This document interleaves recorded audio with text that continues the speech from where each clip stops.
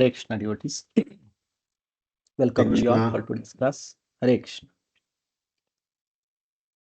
So we'll start with the prayers. Nama Om Vishnu Padaya Krishna Preshtaya Bhutale Shrimate Bhakti Vedanta Swamin Iti Namine Namaste Saraswate Deve Gauravani Pracharine Nirvishesha Shunyavadi Paschatya Deshatarine Jai Shri Krishna Chaitanya Prabhu Nityananda Shri Advaita Gadadhara Srivasadi Gauravaktarunda Hare Krishna Krishna Krishna Hare Hare Hare Rama Rama Rama Hare Hare.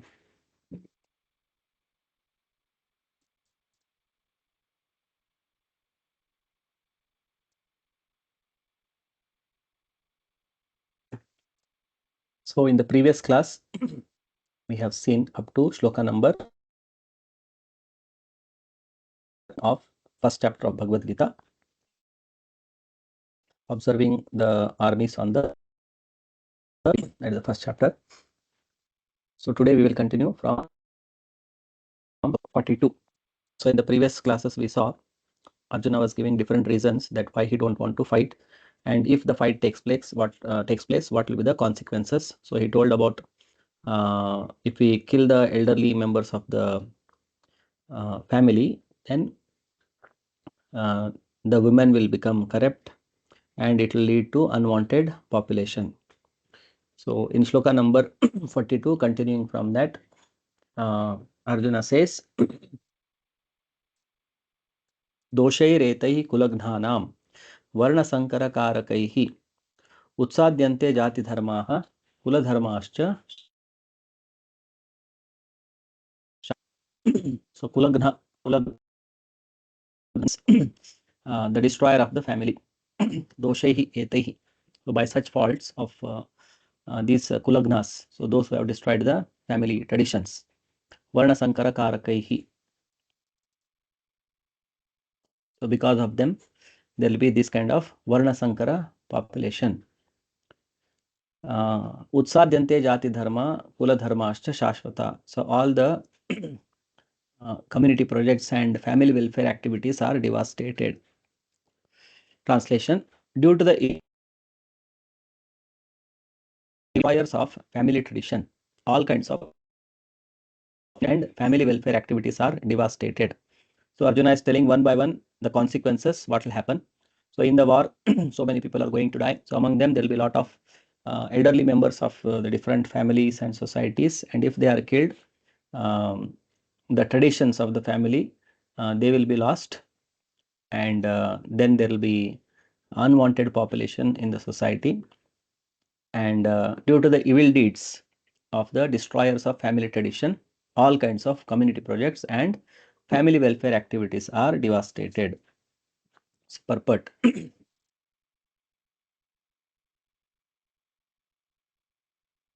Okay, I think we covered till 40.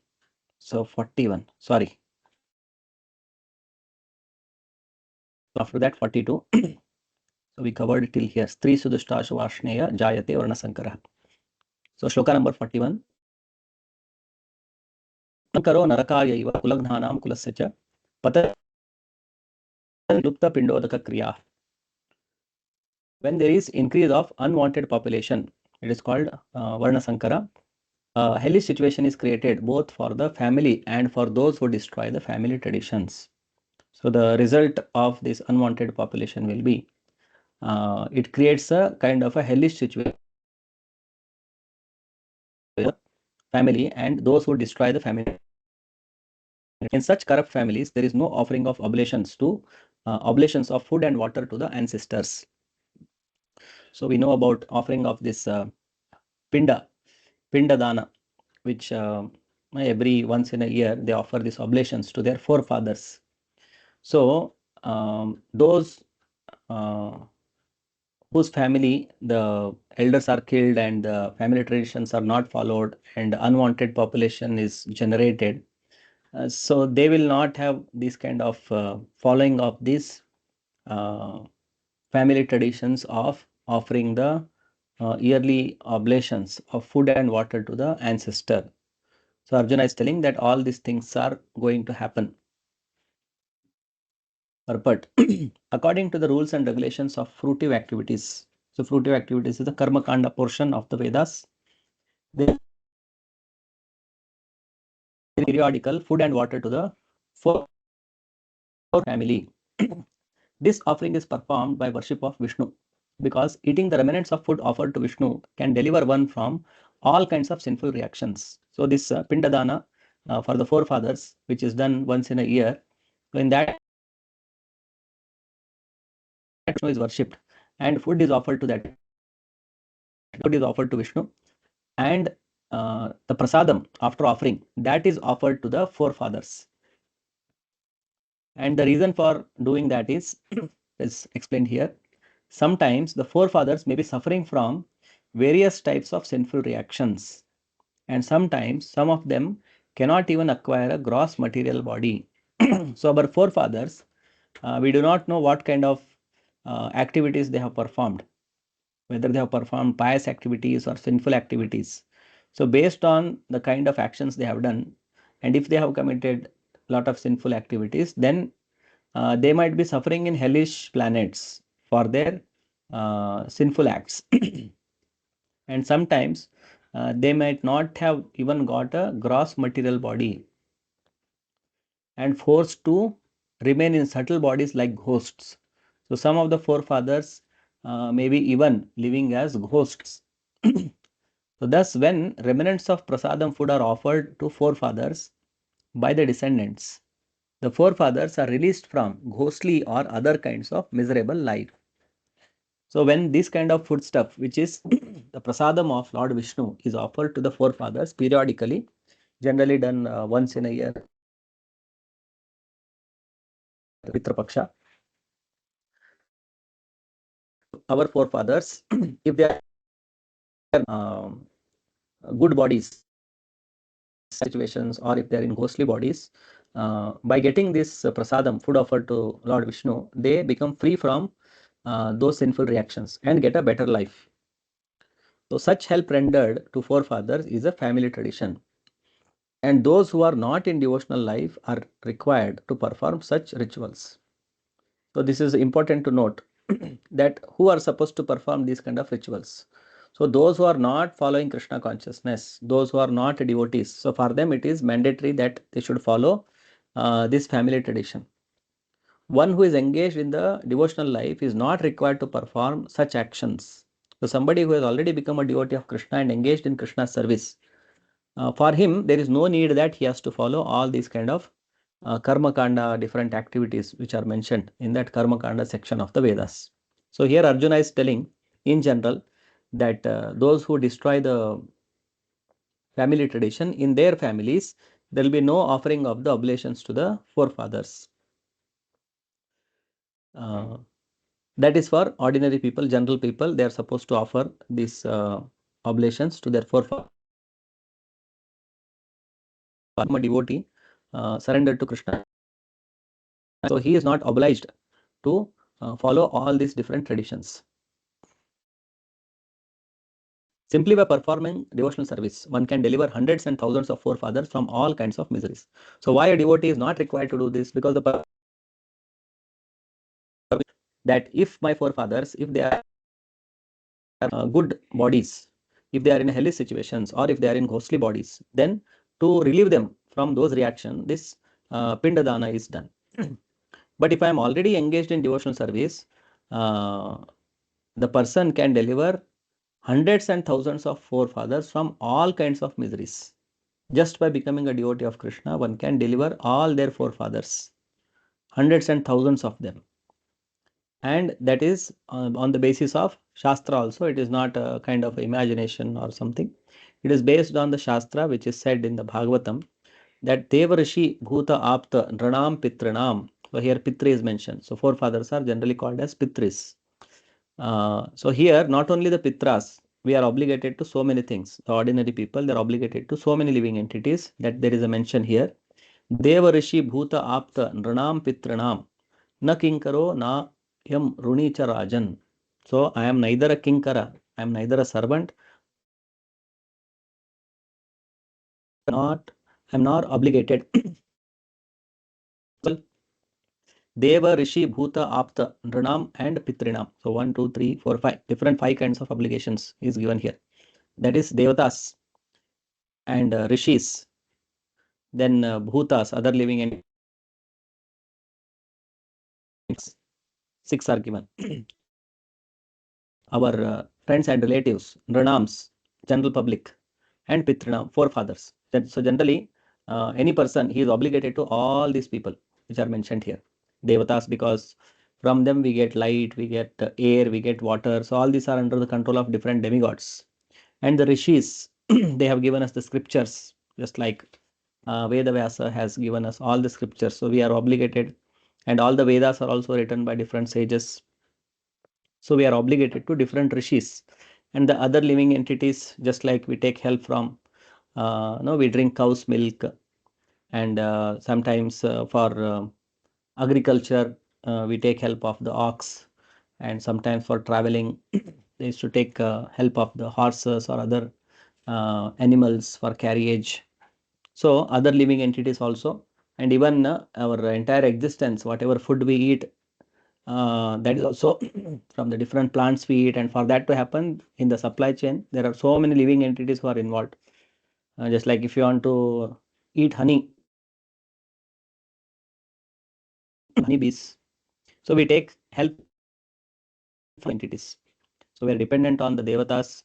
Then we take benefit from the rishis, other living entities, and our friends and relatives also. They also sometimes, and the general public and the forefathers. We get the name. Our name is coming from our father, his father, his father. We get the name. Our family name. Sometimes we get the riches of our forefathers. We get the fame of our forefathers. If we are born in a nice family, we are recognized that this person belongs to such and such grandson or a great grandson. So that way, we are taking so many benefits from so many other living entities. Therefore, we are obligated to all of them. But one who has become a devotee, he is neither their servant nor obligated to them. Na kinkaro nayam rini charajan. What is the reason? Sarvatmanaya sharanam sharanyam. With wholeheartedly, he has surrendered to Krishna. Gato Mukundam Parihritya Kartam. So because he has taken shelter of Mukunda, or the giver of Mukti, or Krishna, he is become free from all this obligation. So a devotee is not obliged to any of these different living entities. Anyone who has taken shelter of the lotus feet of Mukunda, the giver of liberation, giving up all kinds of obligation, and has taken to the path in all, owes neither duties nor obligations, general living entities, family members, humankind, or forefathers. So this comes in the Bhagavatam, 11th canto, 5th chapter, 41st verse. Such obligations are automatic ornaments of devotional service to the Supreme Head. Because all these different living entities, whatever they are getting, they are ultimately getting it from Krishna only. All the devatas, they get their power from Krishna. All other living entities, ultimately everything is dependent on Krishna only. So if directly I am engaged in Krishna's service, I have become free from all these other obligations. Next shloka Arjuna says, Doshairete kulagnanam varna sankara karakaihi utsadyante jati dharma kula dharma ashta shashvatah. So the general populace, if they are not following the Vedic regulations, then all these welfare activities in the society will be devastated due to the evil deeds of the destroyers of family traditions. But the four orders of human society, combined with family welfare activities, as they are set forth by the institution of the Sanatana Dharma or Varnashrama Dharma, are designed to enable the human being to attain his ultimate salvation. Therefore, the breaking of the Sanatana Dharma tradition by irresponsible leaders of society brings about chaos, and consequently, people forget the aim. Such leaders are called blind, and persons who follow such leaders are sure to be led into chaos. So here, although these different performances of duties are inferior, and one who has taken to devotional service, he is obligated to perform these different kinds of duties. But for a common man who has not taken up devotional service, for these things are important so that he can gradually. So these different duties are part of the Varnashrama Dharma. And this Varnashrama Dharma composed of 4 Varnas and 4 Ashramas: Brahmachari, Grahastha, Vanaprastha, Sannyasa, Brahmana, Kshatriya, Vaishya, Shudra. That is called Varna and Ashrama. So this Varna and Ashrama system is designed so that gradually the living entity elevates to the platform of pure devotional service. Somebody can immediately take up devotional service if they are fortunate, come in touch with a pure devotee. So they can surpass all this gradual process of development and directly take to devotional service. Then they become free from all other obligations. But if somebody has not taken to that path, so that path is called Pravritti Marga, where they try to satisfy their desires, come to the point of surrendering to Krishna, Marga, directly surrendering to Krishna. So if somebody is not following neither the Nivritti Marga nor the Pravritti Marga, then he will be in the path of irreligion. So the result will be that he will not be able to attain the real aim of life, that is Krishna consciousness, or attaining the shelter of Vishnu or Krishna of life. And if they are misled by these so-called irresponsible leaders, then the society will be chaotic. So you see, practically in Kali Yuga, this is the situation. Majority of the population, they are not following any kind of rules and regulations given in the Vedas, neither in the Karma Kanda or nor they are following pure devotional service. So that way they are totally misdirected about what is the goal of life. They are thinking the goal of life is only sense gratification. Just I have to somehow or other try to enjoy the life. That they have considered as the aim of life. And the result is the society everywhere there is chaotic condition, either at the local level or at the state level or national level or international level. Everywhere there is a chaotic situation because of not knowing the ultimate aim of the life and not following the designed system of Varnashrama, which is given in the Vedic literature. And Krishna says in the Bhagavad Gita that it is personally created by me. Chaturvarne Maya Srishtam. So I am the creator of this Chaturvarna system. And it is meant for gradual elevation of the living entity to the spiritual platform. So those who follow these kind of blind leaders who throw all these kind of air and encourage people that only the aim of life is sense gratification. So those who follow such blind leaders, so they are sure to be in a chaotic situation. Text number 43. Utsanna kula dharmanam manushanam janardana narake niyatam vasam bhavati iti anushishruma. The next Arjuna says, I have heard it from the authorized sources. Anushishruma. I have heard it from the disciplic succession. What is that? Utsanna kula dharmanam manushanam janardana. So those who give up these kula dharmas, what happens to them? Narake niyatam vasam. They perpetually live inside the hell. This I have heard in the disciplic succession. O Krishna, maintainer of the people, I have heard by disciplic succession that those dwell always in hell. Niyatam vaso bhavati. So they always reside in hell. Those who destroy the family traditions. Purport. Arjuna bases his argument not on his personal experience, but on what he has heard from the authorities. So this is very important. Although Arjuna is giving different reason and logic, he is telling it on the authority of the Vedas. He is not giving his personal opinion.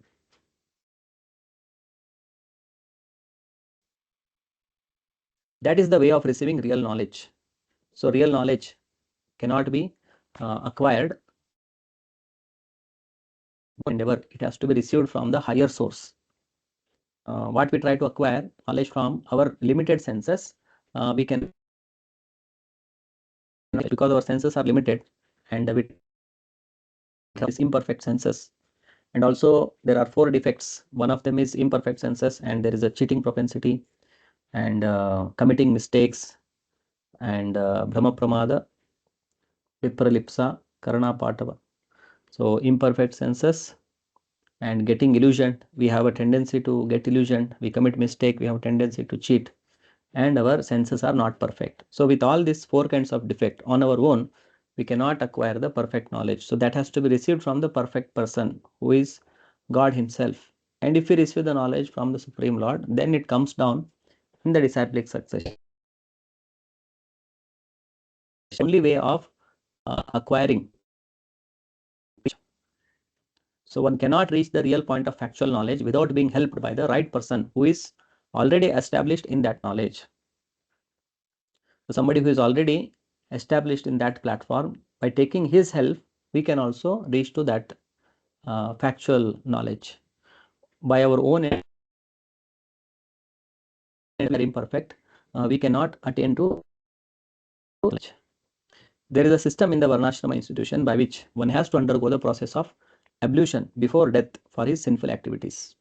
One who is always engaged in sinful activities must utilize the process of ablution called the Prayashchitta. Without doing so, one surely will be transferred to hellish planets to undergo miserable lives as the result of sinful activities. So although one would have committed many sinful activities, there is also provision of performing some prayashchitta. And by doing that, one can become free from the sinful reactions. And before death, if one does not do this prayashchitta, then he has to suffer the consequences of his sinful reaction in the hellish planets.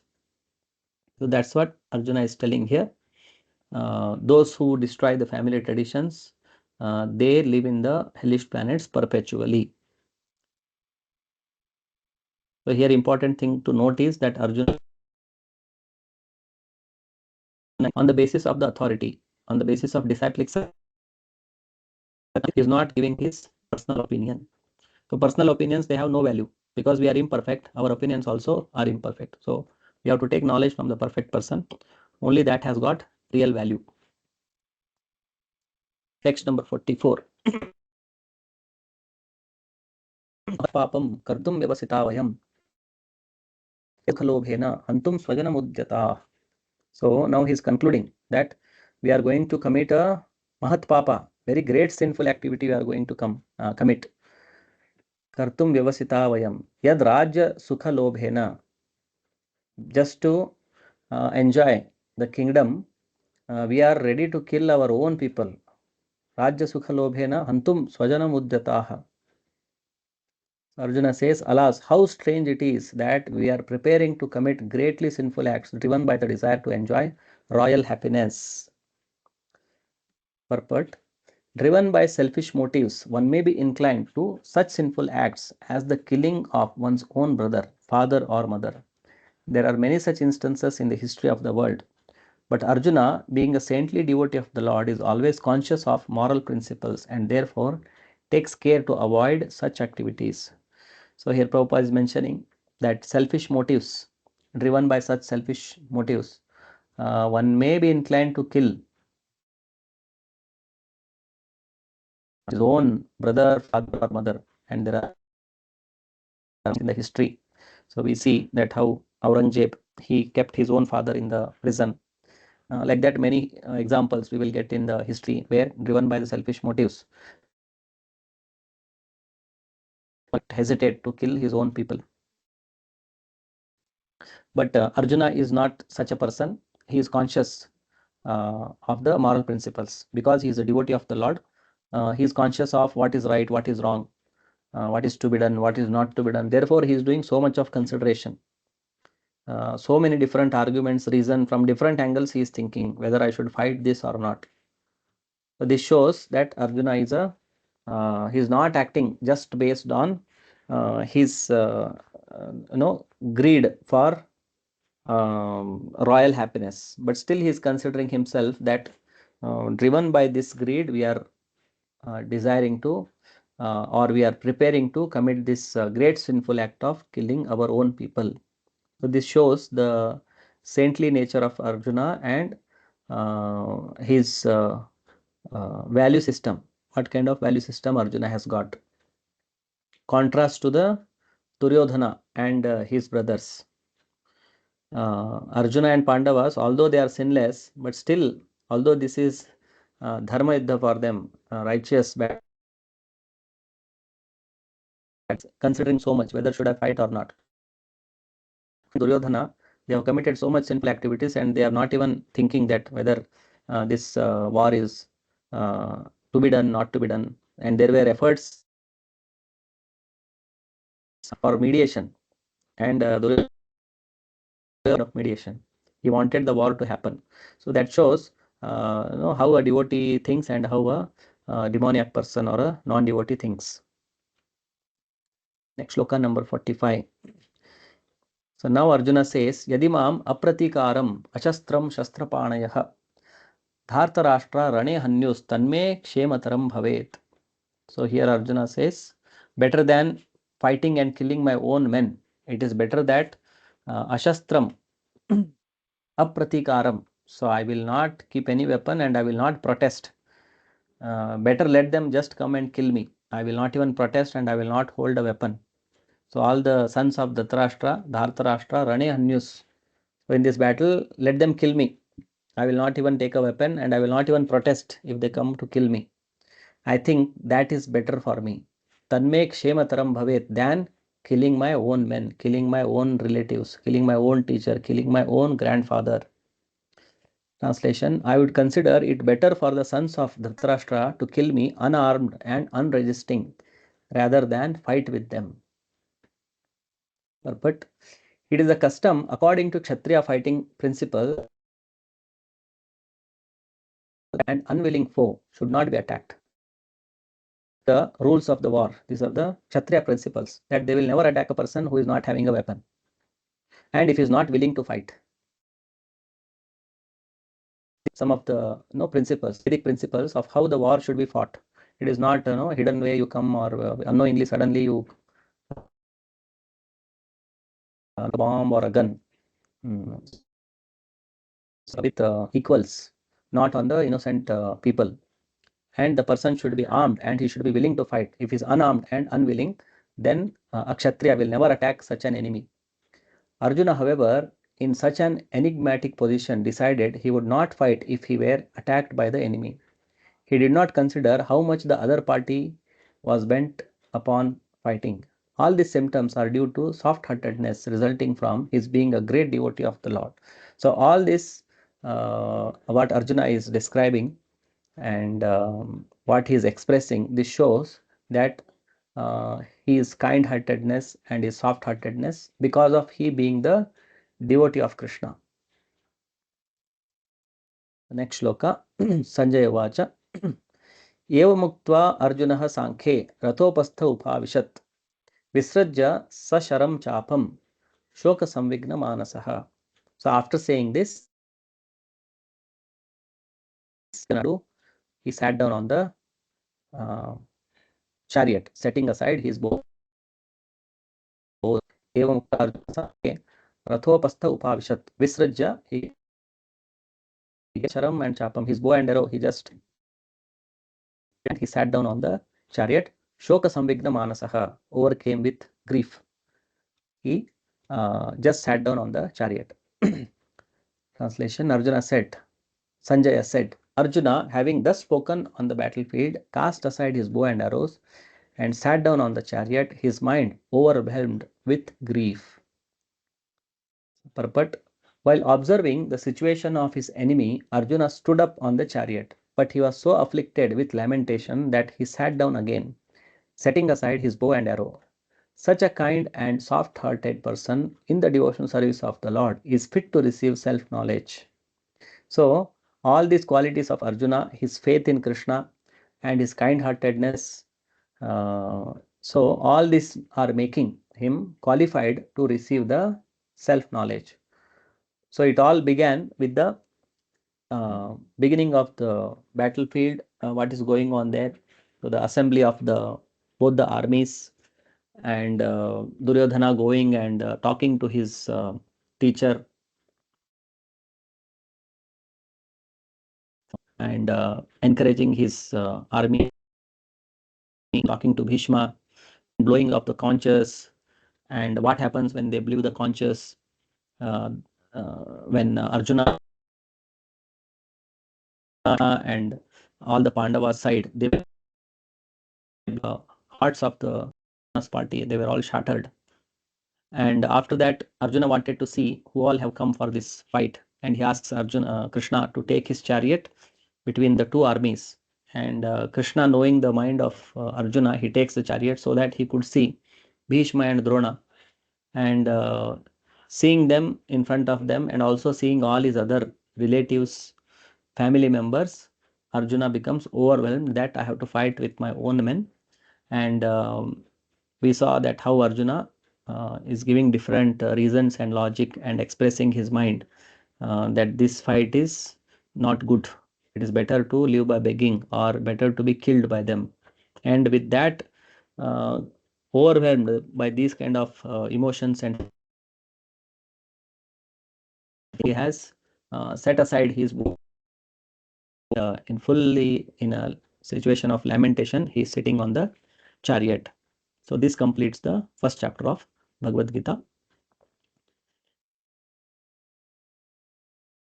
Chapter is the second chapter of that is called as the contents of the Gita summarized. So this second chapter is kind of a summary of the Bhagavad Gita, and what is there in the whole Bhagavad Gita in a summary form is available in the second chapter. Bhagavad Gita is generally divided into three sections called Karma Yoga, Jnana Yoga, and Bhakti Yoga. So in this chapter, all these three things are in summary described by Krishna to Arjuna.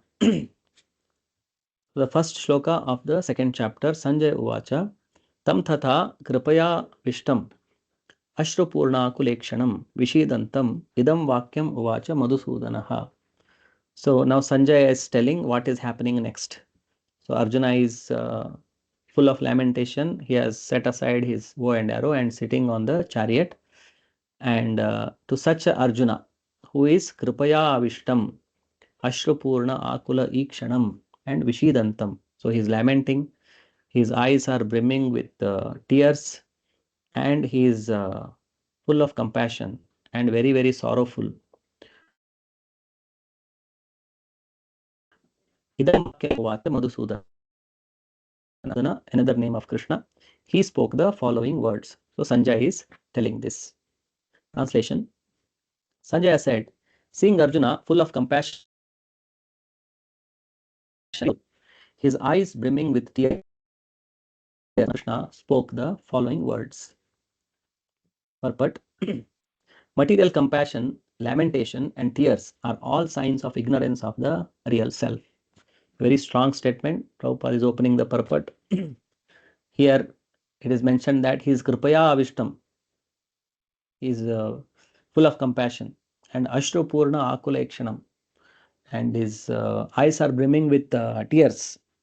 And Prabhupada is saying, and Vishidantam, he is full of sorrow or lamentation. And Prabhupada is mentioning here that these material compassion, these compassion and tears and lamentation, they are all on the material platform, which Arjuna is experiencing here, because he is lamenting for his own family members, his own relatives, his own teacher, grandfather, he is lamenting. So this is a material compassion, material lamentation, and the tears are also for the material cause. So all this material compassion, lamentation, and tears, they are all signs of ignorance of the real self. So real self, who am I? If I am ignorant, then I may also have these kind of symptoms and situations. So eternal soul is self-realization. So what the real compassion should be not for the body, for the body. The bodies are going to die. But the real compassion should be for the soul, which is the real person. So the real personality is not these bodies. Bodies are changing. Soul is the real person. And being compassionate for the soul, that is called self-realization. So what is compassion for the soul? What is the soul's position?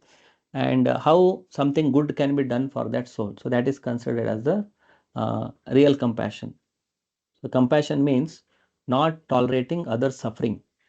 That is called compassion. Not hearing. Hare Krishna. We are not getting the sound. Okay, is it audible? Prabhu. What about others? Hare Krishna, is it audible? Can someone It is say? audible, Prabhu, it Prabhu. is We can audible. hear you. It's Prabhu. Okay. We Audible, can hear Prabhu. you. It is audible. Okay, fine. Thank you. Prabhu. Prabhu, please They check, can, maybe leave something and would have happened rejoin. in your system. We can No, hear, they Prabhu. can leave and rejoin, Prabhu. Then it will be audible. Okay, so we'll continue. So the real compassion. So compassion means when one cannot tolerate others' suffering. That is called compassion. Real compassion is for the soul. So seeing No. is called self-realization. We are not audible. So we'll understand about it more. Verses. Prabhu, we are not audible. So here the word, I think there is some issue at your end because all others can hear. I don't know. Because everyone else they are able to hear. Okay. The word Madhusudana is significant in this verse. So here Sanjaya is calling Krishna as Madhusudana. So why the name Madhusudana? Krishna got the name Madhusudana because he killed a demon called Madhu. Madhu Kaitabhare. Krishna is also called as Madhu Kaitabha Are. The enemy of Madhu and Kaitabha. Or Madhusudana means killer of the demon Madhu. Now Arjuna wanted Krishna to kill the demons of misunderstanding that had overtaken him in the discharge of his duty. So the doubts are called as demons. Misunderstanding, that is also considered as demons. So the devotees, they address Krishna as Madhu. Any misunderstanding or any points which Maya may put forward. So Krishna can destroy all those misunderstandings and doubts. Therefore, he is called as Madhusudana. Doubts are demons. One knows where compassion should be applied. Compassion for the dress of a drowning man is senseless. A man fallen in the ocean of nescience cannot be saved simply by rescuing his outward dress, the gross material body. So compassion, here Prabhupada is giving an example. Prabhupada has explained in different places about this example. Suppose a man is drowning in a river or in an ocean or in some water body. If a man is drowning and somebody sees that a man is drowning and he goes and tries to rescue him and comes out with his dress and he becomes very happy that no, I rescued this man, but he has just brought his dress. Real person is sank and he died.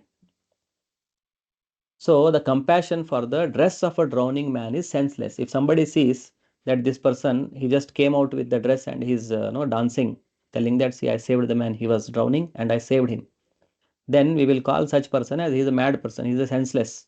He doesn't know whom to protect. He has just brought the dress. He left that, took the dress and came out, thinking that. So generally, people do not know where compassion should be applied. Compassion should be applied to the soul, not to the body. So compassion, applying compassion to the body is just like saving the dress of a drowning man.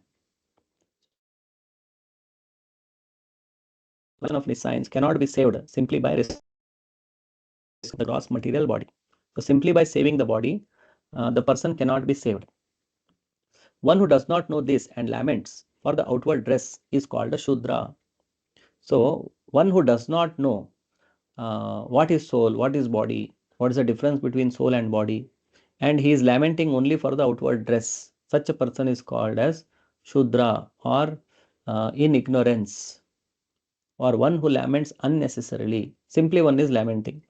If suppose my dress is torn and I fully starts crying and I become sorrowful and I start lamenting because my dress is torn, we call such a person he is a fool. So he is in ignorance. Nothing has happened to him, only the dress is torn. No, he can get one more dress. But one who has no real self-knowledge and lamenting for unnecessary things, so such a person is called as a fourth classman or is called as a Shudra. Arjuna was a Kshatriya and this conduct was not expected from him. So the Kshatriyas, they are supposed to have the self-knowledge. They are called twice born. This kind of conduct is not expected from Arjuna, who was a Kshatriya, where he is lamenting for the death of the bodies. Lord Krishna, however, the lamentation of the ignorant man.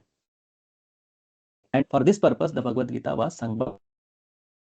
Krishna speak Bhagavad Gita to Arjuna because he wanted to dissipate the lamentation of the ignorant man. So he wanted to dissipate the ignorance of the living entities. For this purpose, he has spoken Bhagavad Gita, making his own devotee as his disciple.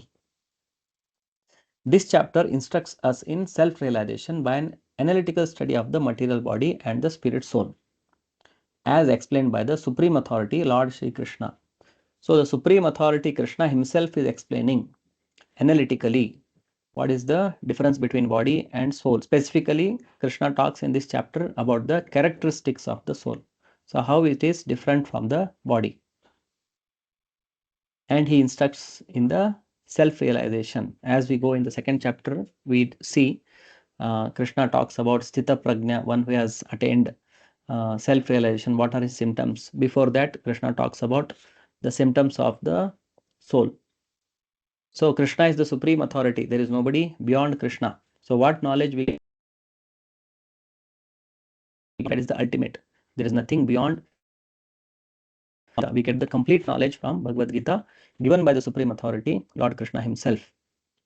This realization is made possible by working with the fruity being situated in the fixed conception of the real self. So this was about, we just started second chapter. So we will stop our class here.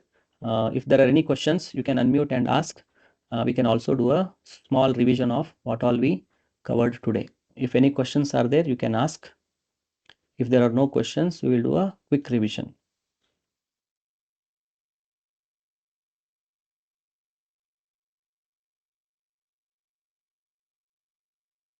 Hare Krishna, Prabhuji. Hare Krishna. Prabhu, you explained Krishna. the meaning of other Krishna. Can I know the meaning of Mukunda, Prabhuji? Mukunda, you telling? Mukunda is giver of liberation. Mukunda is giver of Okay, Prabhuji, thank you. liberation. Okay, thank you, Prabhuji. Hare Krishna.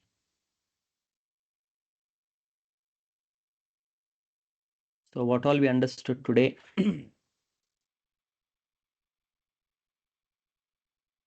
Whether the devotees are obligated to perform for Pindadana, Pitrapaksha, are they obligated?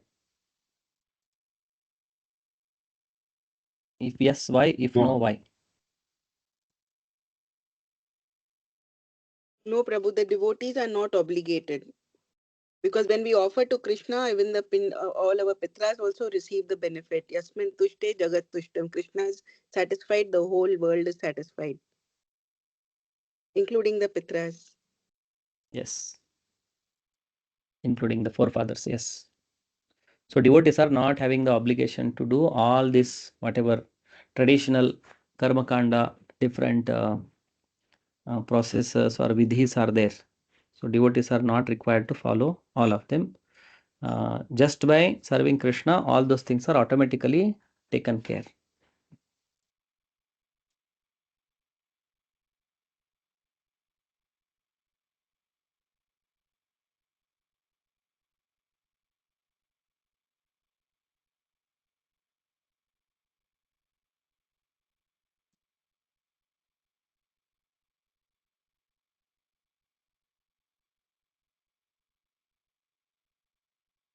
So this shloka, Anushushruma, I have heard it from the disciplic succession. So can somebody explain this? How the knowledge can be received?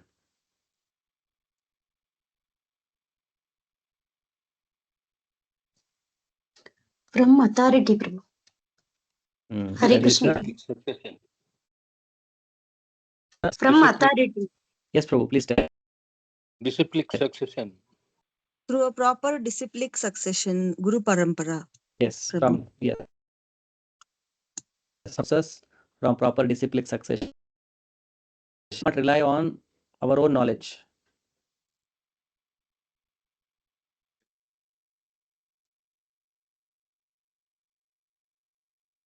Why our knowledge is imperfect? Why we have to depend on the knowledge received from the disciplic succession or from the right sources? We have four We have main got- defects, Prabhu. Yes. So the living entities, conditioned souls, they have got 4 defects: defective senses, cheating propensity, getting illusioned. What is the 4th one? Imperfect. Committing Imperfect mistakes. senses. Committing Imperfect sense, mistakes. committing mistakes. So with all these imperfections, on our own, we cannot acquire the perfect knowledge. So therefore, we have to take knowledge from the authorized sources in the disciplic succession.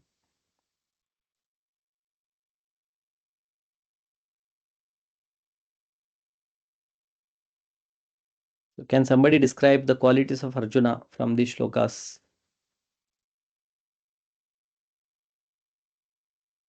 He was very compassionate, Prabhu.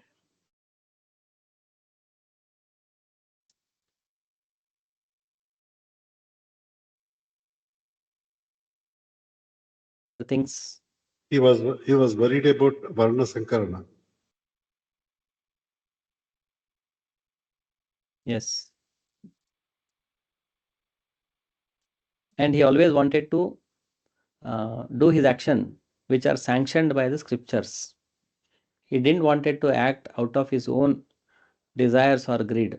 So he was always doing a check and balance. So whether whatever I am doing, is it right or wrong?